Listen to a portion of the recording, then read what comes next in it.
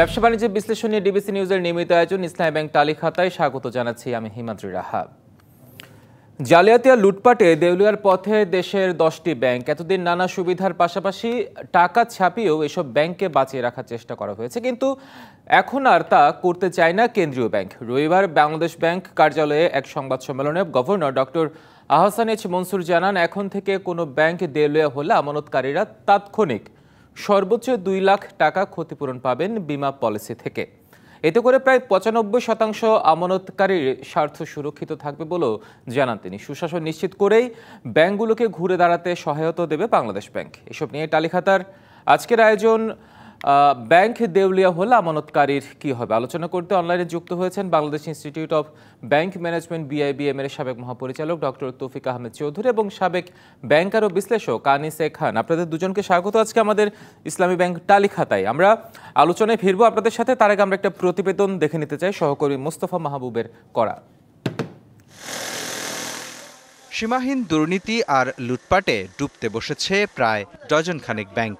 এতদিন নানা সুযোগ সুবিধার পাশাপাশি টাকা ছাপিয়েও এসব ব্যাংককে বাঁচিয়ে রাখার চেষ্টা করা হয়েছে, কিন্তু এখন আর তা করতে চায় না কেন্দ্রীয় ব্যাংক। চেষ্টা করছি যে যাতে ব্যাংকিং খাতের লিকুইডিটি দিয়েই আমরা যাদের লিকুইডিটি শর্টেজ আছে তাদের লিকুইডিটি সাপ্লাই দেব। গভর্নর জানালেন, এখন থেকে কোনো ব্যাংক দেউলিয়া হলে আমানতকারীরা তাৎক্ষণিক সর্বোচ্চ 2 লাখ টাকা ক্ষতিপূরণ পাবেন বিমা পলিসি থেকে। এতে করে প্রায় 95% আমানতকারীর স্বার্থ সুরক্ষিত থাকবে বলেও জানান তিনি। 2 লক্ষ টাকা পর্যন্ত দেওয়া হবে। যদি কোনো কারণে ব্যাংক ফেলিওর হয়, ব্যাংক টাকা না দিতে পারে, সরকার এটা দিবে। এটার মাধ্যমে 95 অলমোস্ট 94.59% অ্যাকাউন্ট হোল্ডার তাদের পুরো টাকা ফেরত পাবে। যদি আমার 50,000 টাকা থাকে আমি 50,000ই পাবো, আর আমার যদি 5 লাখ থাকে আমি 2 লাখ পাবো। গভর্নর বলেন, কোনো ব্যাংক দেউলিয়া হোক তা তারা চান না, তবে অতীতের মতো সরাসরি টাকা দিয়েও সহায়তা করা হবে না, বরং সুশাসন নিশ্চিত করেই ব্যাংকগুলোকে ঘুরে দাঁড়াতে সহায়তা দেবে বাংলাদেশ ব্যাংক। আমরা আশা করি না কোনো ব্যাংক দেউলিয়া হবে। অন্যদিকে আবার এটাও ঠিক, অনেক ব্যাংক দেউলিয়া হয়ে আছে। আমরা কাস্টমারের স্বার্থ রক্ষা করব, এই ব্যাংকগুলোকে আমরা ঘুরিয়ে দাঁড়াতে সাহায্য করব এবং ইনশাল্লাহ ওগুলো ঘুরে দাঁড়াবে। এ সময় দেশের প্রকৃত SME উদ্যোক্তাদের ঋণ নিশ্চিত করতে বাংলাদেশ ব্যাংক কাজ করছে বলেও জানান তিনি। ফান্ড আছে, ডোনার্সরাও ফান্ড দিতে চাচ্ছে, নমনীয়ভাবে এটাকে ডিসবার্স করার ব্যবস্থা করতে হবে, অত কঠিন শর্ত দিয়ে করা যাবে না। গভর্নর বলেন, এসালম, সালমান এফ রহমান সহ আলোচিত ব্যাংক লুটেরাদের কোনো ব্যবসা প্রতিষ্ঠানের ব্যাংক হিসাব জব্দ করেনি বাংলাদেশ ব্যাংক। কোনো প্রতিষ্ঠানকেই অ্যাকাউন্ট তাদের ফ্রিজ করা হয়নি। উদ্দেশ্য হলো যে প্রতিষ্ঠান চলবে, প্রতিষ্ঠানের কর্মকর্তা কর্মচারীরা কাজ করবে, উৎপাদন কার্যক্রম বিঘ্নিত হবে না। এস আলমের সম্পত্তি হাত বদলের প্রসঙ্গে আবারও সবাইকে সাবধান করেন গভর্নর। যদি কেউ তাদের সম্পত্তি কেনে তারা নিজ দায়িত্বে কিনবে। মোস্তফা মাহবুব, ডিবিসি নিউজ, ঢাকা। দেখছিলেন প্রতিবেদনটি। আমরা এখন ফিরছি আলোচনায়। ডক্টর তৌফিক আহমেদ চৌধুরী, আপনাকে দিয়ে শুরু করতে চাই। শুরুতে প্রশ্ন নয়, আপনার একটি পর্যবেক্ষণ আপনার থেকে আমরা জানতে চাই। সেটা হচ্ছে, সাম্প্রতিক সময়ে দেশের অর্থনৈতিক খাতে সবচাইতে আলোচিত ইস্যু হচ্ছে ব্যাংকিং খাত। সীমাহীন ঋণগ্রস্ত ঋণ খেলাপিদের সীমাহীন দুর্নীতি লুটপাটে পর্যদস্ত এই খাত, এবং সেটা ফলাফল কি সেটা আমরা দেখতে পাচ্ছি। আসলে সার্বিক অবস্থার নিরিখে আপনার পর্যবেক্ষণটা জানতে চাই। আসলে আপনারা তো কনক্লুশন সব বলে ফেলছেন, যে দেখানোর চেষ্টা করেছি মাত্র, বলিনি আমরা, দেখানোর চেষ্টা করেছি মাত্র। তো আসলে এই ব্যাংকগুলো অবস্থা তো ভালো না বিকজ অফ দিস NPL। কারণ আপনার সীমাহীন দুর্নীতি বলেন আর যাই বলেন, যে কোনো কারণে হোক এখান থেকে প্রচুর লোন বেড়ে গেছে, যেগুলো আসলে আপনার NPL হয়েছে বা যেগুলো আপনার আসলে নন পারফর্মিং হয়েছে। এখন এগুলো থেকে বেরিয়ে আসার জন্য এবং ব্যাংকগুলোকে আবার টার্ন অ্যারাউন্ড করানোর জন্য এখন আমরা কি করতে পারি, বা অবস্থা তো আপনারা জানতেই পাচ্ছেন, এখন আমরা কি করতে পারি। কিন্তু এখানে আমার কথা হচ্ছে যে শুধুমাত্র ব্যাংকগুলো টার্ন অ্যারাউন্ড মানে কখন আপনি বলবেন যে ব্যাংকগুলো টার্ন অ্যারাউন্ড করেছে? যখন নাকি ব্যাংকগুলো প্রত্যেকটা স্টেক হোল্ডারের আপনার ইন্টারেস্টে যখন তারা সার্ভ করতে পারবে। যেমন আপনি ডিপোজিটরদের কথা বলেন, এখন ব্যাংকগুলো NPL অনেক বেড়ে গেছে, তার জন্য কি ডিপোজিটররা কি টাকা পয়সা ফেরত পাবে না? সেই জন্যই তো বাংলাদেশ ব্যাংক এই পলিসিটা নিয়েছে যে আগে 1 লাখ টাকা ছিল আমাদের ডিপোজিট ইন্স্যুরেন্স, এখন এটা বাড়িয়ে 2 লাখ টাকা। এবং একটু আগে আপনাদের প্রতিবেদনে দেখা গেল গভর্নর মহোদয় নিজেই বলেছেন যে সবাই মোটামুটি ভাবে টাকা পয়সা পাবেন এবং প্রায় 94% বা 95% ডিপোজিটরি আসলে টাকা পাবেন। তা আমি 95% বলতে চলে, আমি বলতে চাই যে 100% ডিপোজিটরি টাকা ফেরত পাবেন যদি ঋণগুলো ঠিক মতো দেওয়া হয়, ঋণের এগেনস্টে যদি কোল্যাটারাল থাকে, কারণ ওই অ্যাসেটগুলো বিক্রি করে তো ব্যাংক পরবর্তীকালে টাকা পয়সা পাবে এবং সেই টাকা দিয়ে পরবর্তীকালে ডিপোজিটরের টাকাও আপনার পরিশোধ করা হবে। সুতরাং এই যে শুধুমাত্র আপনার ডিপোজিট ইন্স্যুরেন্সের অ্যামাউন্টের উপর বেসিস করেই যে আসলে ডিপোজিটরদেরকে আপনার কে বলে সান্ত্বনা দিতে হবে তা না। ইনফ্যাক্ট পরবর্তীকালে এই আপনার 100% ডিপোজিট ইন্স্যুরেন্স না থাকলেও আপনার ডিপোজিটররা সব ক্ষেত্রেই আসলে টাকা পয়সা ফেরত পায়। কারণ বাংলাদেশের কথাই দেখেন না, বাংলাদেশে আগে যে ব্যাংকগুলোকে আপনার এই যে বিসিআই কনভার্ট করে আপনার ইবিএল হলো, তারপরে আপনার ওই যে আরেকটা ব্যাংক ছিল কি এখন বোধহয় আইসিবি ইসলামিক ব্যাংক, ওই সমস্ত ডিপোজিটরদের কিভাবে টাকা ফেরত দিয়েছে, তাদের অ্যাসেট বিক্রি করেই পরবর্তীকালে টাকাগুলো ফেরত দিয়েছে। হয়তো সময় লেগেছে, এটা ঠিক সময় লাগবে, ডিপোজিট ইন্স্যুরেন্স থাকলে সময়টা আর লাগে না। তো যাই হোক, এখন যে সমস্ত সমাধানগুলো নিতে হবে এইটাতে আমি সাপোর্ট করি যে এগুলো ব্যাংকগুলো আসলে প্রাইভেট পার্টির ব্যবসা বা জারি ব্যবসা হোক, সেখানে সেন্ট্রাল ব্যাংক কেন বারবার আপনাদেরকে মানে সার্ভাইভ করতে আসবে? সেন্ট্রাল ব্যাংক ইজ নোবডি, এটা সেন্ট্রাল ব্যাংকের তো ব্যবসা না। সেন্ট্রাল ব্যাংক আপনাদেরকে তদারকি করবে, এটা তো ব্যবসাটা হচ্ছে যার যার ব্যাংকের বোর্ডের বা শেয়ার হোল্ডারদের। সুতরাং তাদেরকে সেন্ট্রাল ব্যাংক আপনার লিকুইডিটি সাপোর্ট দিবে না, এইটা কিন্তু আমি আসলে খারাপ পলিসি মনে করি না। This a very good policy, এবং আগে এই ধরনের পলিসি কেউ ট্রাইও করে নেই। কারণ এই ধরনের যদি ব্যাংকগুলোকে সবসময় যদি লিকুইডিটি সাপোর্ট দিয়ে বাঁচিয়ে রাখতে হয়, যেটা ভয়ঙ্কর নভেম্বরের পরে বাংলাদেশ ব্যাংক করেছিল, তাই না? তাহলে ব্যাংকগুলো একই কাজ করবে বারবার। ব্যাংকগুলো তো জানে যে আমি যদি প্রবলেমে পড়ি, there is central bank who'll come forward to save me.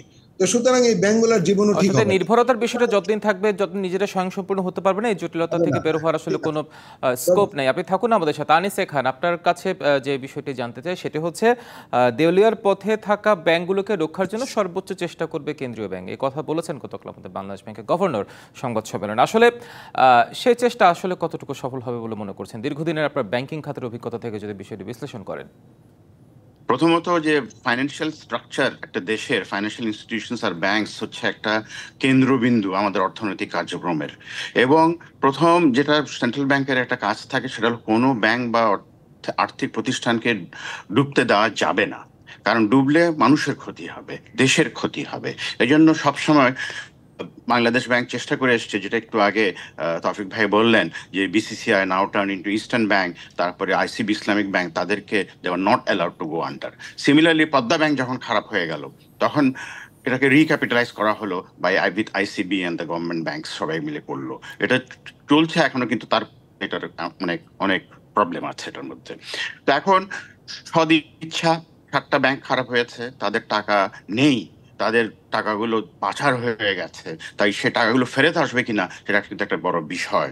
এবং সেই টাকার এগেইনস্টে যে অ্যাসেটগুলো রয়েছে, মিল, কারখানা, জমি, ওগুলো দিয়ে কতটুকু ফেরত আসবে ডিপোজিটরদের টাকা ফেরত দেওয়ার জন্য, সেটাও ভবিষ্যতে আমরা জানতে পারবো। এখন কিন্তু এটা বলা যাবে না।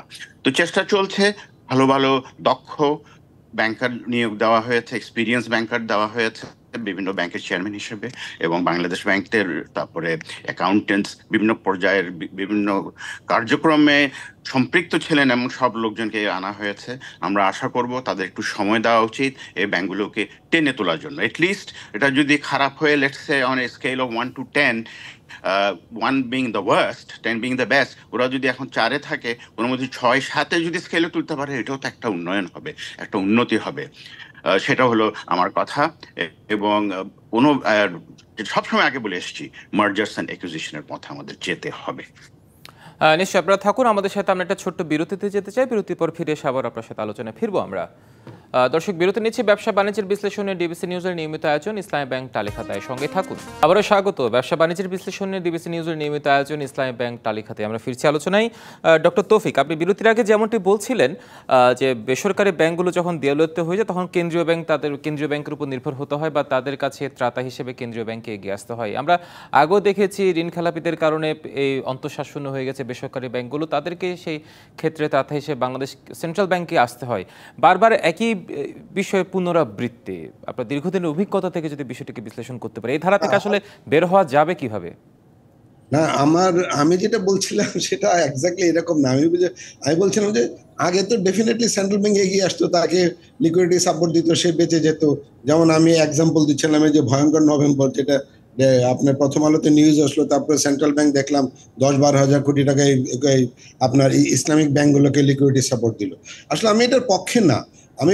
আমি বলতে চাচ্ছি ব্যাংকগুলো, আমি বলতে চাই আপনার ওভারঅল পলিসিতে একটা এক্সিট পলিসি থাকবে, এবং ব্যাংকগুলো এগুলো তার নিজস্ব ব্যবসা, এবং ব্যাংকগুলো যদি মানে দেউলিয়া হয়ে যায় তখন ডেফিনেটলি আপনার লিকুইডিটি সাপোর্ট সেন্ট্রাল ব্যাংক থেকে দিবে না, তাদেরকে নিজেদের থেকে জোগাড় করতে হবে। এখন যেমন আমাদের গভর্নর মহোদয় বলতেছেন যে আমি আপনাদেরকে লিকুইডিটি সাপোর্ট দিব না, আপনারা ইন্টার ব্যাংক থেকে সেটা কালেক্ট করেন।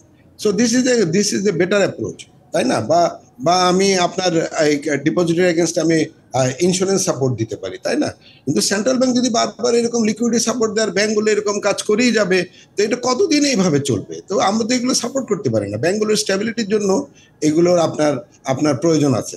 যেমন উন্নত বিশ্বে এটাও করে যে ব্যাংকগুলো যখন নাকি আসলে দেউলিয়াত্বের কাছাকাছি পৌঁছে যায়, যখন নাকি তার অ্যাসেট কমে যায়, তখন ব্যাংকগুলোকে ন্যারো ব্যাংকিং নামে এক ধরনের কনসেপ্ট আছে, সেভাবে কনভার্ট করে দেয়, যে ব্যাংকগুলো তখন নন ডিপোজিট যেগুলো কালেক্ট করবে সেগুলো আসলে লেন্ডিং করতে পারে না, সেগুলো গভর্নমেন্টের বিভিন্ন ইনস্ট্রুমেন্ট এরা আপনার ডিপ্লয় করে। এভাবে ব্যাংকগুলোকে টার্ন অ্যারাউন্ড করার একটা ব্যবস্থা নিতে পারে। বাট এটা আসলে ঠিক না যে প্রতিবারই ব্যাংকগুলোকে লিকুইডিটি সাপোর্ট দিয়ে সেন্ট্রাল ব্যাংক তাদেরকে আসলে আপনার সার্ভাইভ করে দিবে, এবং এগুলো করার ফলে কিন্তু ব্যাংকগুলোর অভ্যাসও খারাপ হয়ে যাচ্ছে। ব্যাংকগুলো ডিপেন্ডেন্ট হয়ে যাচ্ছে সেন্ট্রাল ব্যাংকের, এবং ব্যাংকগুলোর এক ধরনের মানে এটা মনে জন্য তাদের একটা ক্লেম যে তারা যাই করুক না কেন সেন্ট্রাল ব্যাংক তাদেরকে সাপোর্ট করতে হবে, তাদেরকে বাঁচায় রাখার জন্য বা দেশের লোকজনের আস্থা রক্ষা করার জন্য। আর তাছাড়া আমাদের দেশে আরেকটা সমস্যা কি, আমাদের পুরো ফাইন্যান্সিয়াল সিস্টেমটাই কিন্তু ব্যাংক বেসড, তাই না? এই জিনিসগুলো কিন্তু আসলে আমাদের এই মানে যারা ব্যাংকের কর্তা ব্যক্তি তারা এগুলো এক্সপ্লয়েট, তো এগুলো যাতে এক্সপ্লয়েট না করতে পারে সেই জন্য সেন্ট্রাল ব্যাংকের একটা দৃঢ় একটা মানে পজিশন দরকার। এখন যেটা নেওয়া হয়েছে যে ঠিক আছে আমি তোমাকে সাপোর্ট করবো না, তুমি নিজে থেকে মানে বাঁচার চেষ্টা করো। এবং গভর্নর ঠিকই বলছেন, এবং গভর্নর সাথে সাথে ডিপোজিটরদেরকে মানে আপনার বলছে আমি চেষ্টা করছি এই ব্যাংকগুলোকে বাঁচিয়ে রাখার জন্য, আপনাদের টাকা পয়সা মার যাবে না, বিভিন্ন ধরনের স্কিম উনি নিচ্ছেন হাতে, যাতে করে ডিপোজিটর আবার ভয় পেয়ে না যায়।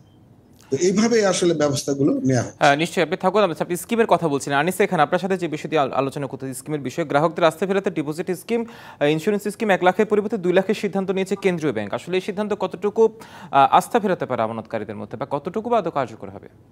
আমরা যদি পরিসংখ্যান দেখি এবং কালকে যেটা আমরা শুনলাম যে 2 লাখ টাকা হলো এখন 1 লাখ টাকা থেকে, বলছেন যে 90+% ডিপোজিটর যারা আছে তারা টাকা পেয়ে যাবে। তার মানে 90+% লোকের 2 লাখ টাকার কম আছে, 2 লাখ বা 2 লাখ টাকার কম আছে। তো সেটা হচ্ছে পরিসংখ্যান। তো সেটা যদি হয় ভালো একদিক দিয়ে যে 95% পিপল প্রোটেক্টেড হবে, কিন্তু যেসব লোকের অনেক বেশি টাকা রয়েছে তারা তো প্রোটেকশনে রইল না। আমি একটা তুলনা দেব যে ইন্ডিয়াতে কত, আমি একটু আগে সার্চ করে পেয়েছি।